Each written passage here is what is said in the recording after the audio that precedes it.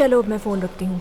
हाँ हाँ, मैं भी तुमसे प्यार करती हूँ। चलो अल्लाह हाफिज़। अंदर जाने से पहले तुम्हें मेरी कुछ बातें समझनी होंगी। तुम किससे बात कर रही थी? अपने दोस्त से। नाम क्या है?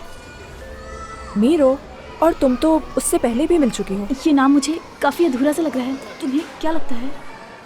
क्या? कितना अजीब नाम है ना ये, मीरो।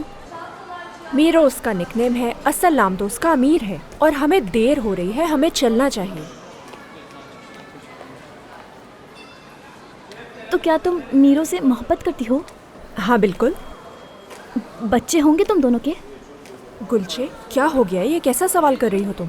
हद होती है। चलो अब हमें देर हो रही है। जिनसे आप मोहब्बत करते हैं उनके साथ फैमिली प्लान करते हैं। मेरे पास एक बुक है, उसमें लिखा था, मैं दिखाती हूँ तुम्हें। मेरा बैग। तुमने अपना बैग पहना हुआ है और हर मोहब्बत का मतलब ये नहीं होता। बताओ अब हम जा सकते हैं क्या? ठीक है।